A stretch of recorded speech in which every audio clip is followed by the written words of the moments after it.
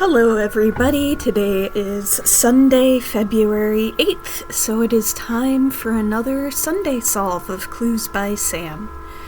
Xena, the clerk in D5, is starting us off with the clue, there are no innocents in row 1 who neighbor Donna.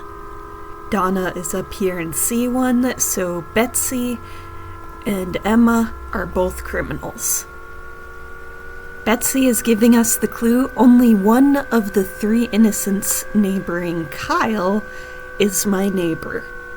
Kyle is right here in B3, so of Floyd, Gabe, and Hank, only one of those is going to be innocent. Emma is giving us the clue, only one of the 2 innocents neighboring Betsy is Donna's neighbor. Okay, so the neighbors Betsy and Donna have in common are Gabe and Hank. So if one of those is innocent, that means Floyd is a criminal. Okay, Floyd is giving us the clue. Row 5 is the only row with exactly 2 criminals. Well, right here in row 2, we know that of these 3, 2 are going to be criminals. So Isaac must be another criminal to bring that to 3. Only one of the 3 innocents neighboring Gabe is Donna's neighbor.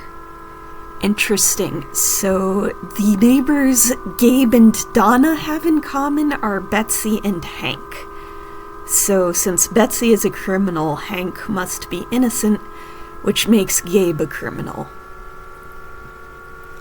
Hank is giving us the clue, only one person in a corner has exactly 2 innocent neighbors. Probably gonna be useful later. And then Gabe is giving us the clue, Kyle and Wally only have 1 innocent neighbor in common. Alright, Kyle is here in B3, Wally is here in C5, so they've got Paul and Ruth in common. So one of those is going to be innocent and the other is going to be a criminal. Alright, let's think.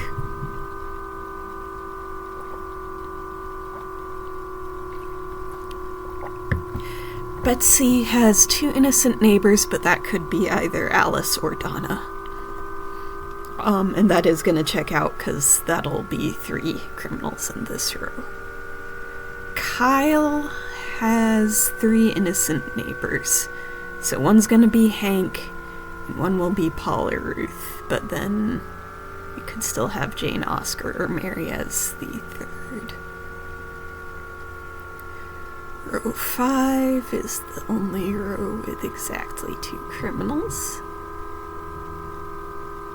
Kyle and Wally have only 1 innocent neighbor in common.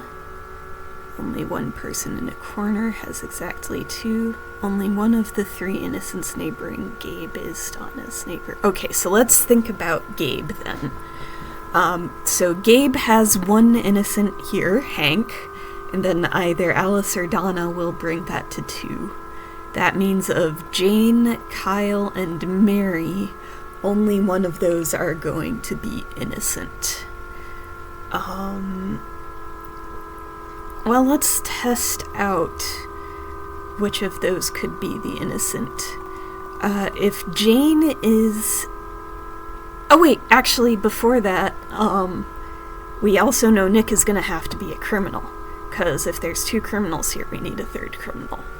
So Nick is telling us exactly 2 of the 3 innocents neighboring Ruth are in row 5. Ruth is right here in C4, so Xena is one of those 2, which means between Vera and Wally, one is innocent, one is a criminal.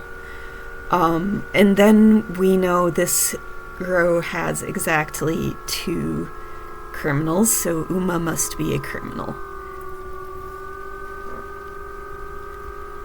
Now I think we can go back and start testing. Okay, let's see. Can Jane be innocent? If Jane is innocent, Kyle will have 1 innocent here, 2 innocents here, 3 innocents here. So Oscar has to be a criminal. And then since that gives us 2 criminals in that row, Sarah would have to be a criminal to bring us to 4. Ruth would have 2 innocents here, and then Paul would have to be her 3rd innocent neighbor, so Ruth herself would have to be a criminal. And then looking at Vera and Wally, if Wally is a criminal and Vera is innocent, Uma would have 2 innocents, so Donna would have to be a criminal, and then Alice is innocent. However, if Vera is a criminal and Wally is innocent, then Donna would have to be innocent and Alice would be a criminal. So we can't really narrow that down yet. Alright, but long and short, I think, is Jane can be innocent. So let's go ahead and mark it with one of these bottom corner tags. Can Jane be a criminal and Kyle be innocent? Okay, so if Kyle is innocent, 1 innocent here, 2 innocents here, Oscar would have to be innocent. And if Oscar is innocent, we can't have Sarah being a criminal because that would give us exactly 2 criminals in this row. So Sarah would also have to be innocent. However, that gives Ruth too many innocent neighbors, because we've got 2 in row 5, Sarah and Kyle, which brings us to 4. So Kyle must be a criminal. Alright, but what that does tell us is, so Kyle is either Jane or Mary is going to be innocent here. Either of those could be innocent, probably, which means Kyle has 1, 2, 3, so Oscar and Sarah both have to be criminals to bring this row to not exactly 2 criminals. Alright, getting some useful information from Oscar, there's an odd number of innocents neighboring Vera.